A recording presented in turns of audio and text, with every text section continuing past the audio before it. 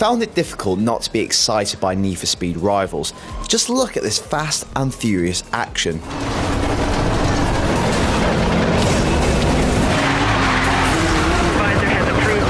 It delivers a potent adrenaline kick, but great as they are, those initial highs aren't sustainable, and after a while I was left wishing for just a little bit more variety and depth to keep those thrills coming, beyond simply doing the same thing online.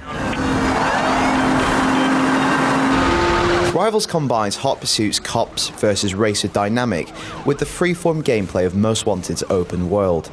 In many ways it's the best of both, although if you've played either of those two games, you may soon get a feeling of déjà vu. The fictional Redview County probably has the most diverse geography imaginable.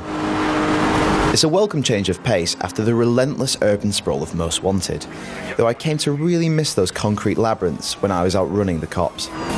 Redview's long and winding roads set the stage for operatic chases that go on for miles. Its layout is much more suited for drifting and pushing supercars to their very limits, like Hot Pursuit, instead of outfoxing the cops and hiding like in Most Wanted. But I can't help but feel it's a shame there wasn't room for both dynamics here. It's not the most densely populated of landscapes, but there's always something to catch the eye. But for all of its gorgeous scenery, I found Redview a slightly less fun and secret-filled place to explore. There are no billboards burying your friends' faces to crash through, no supercars hidden away, and way fewer jumps than previous games.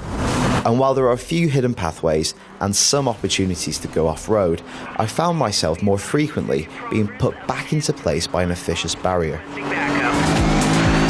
Rivals is fantastically pretty, making great use of your next-gen console. Cars look brilliant, almost photorealistic, right down to the beads of moisture dripping down the bodywork. Weather effects are equally impressive. Rain, sun and snow, as well as the time of day, have a big impact on its look. Whether cop or racer, each chapter is structured around a speed list, which is little more than a series of objectives. That's not a complaint though, because story would just get in the way.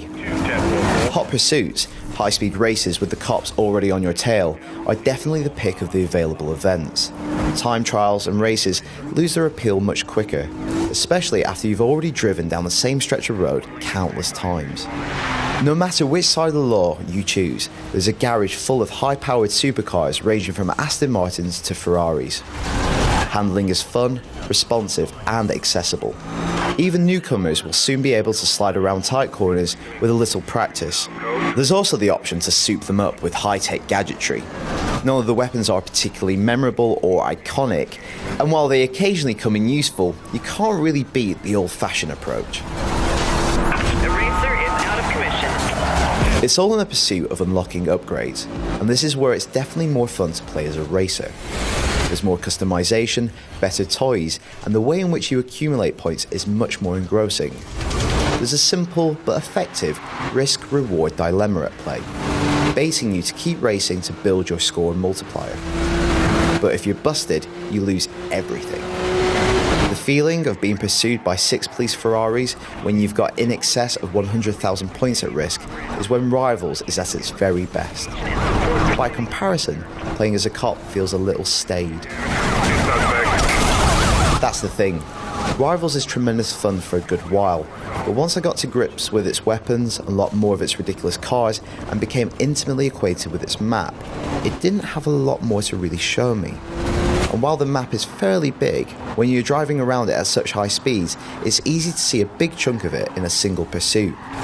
It continued to excite me, but quite early on, it stopped surprising me. It's refreshed a bit when it's your friends that need busting.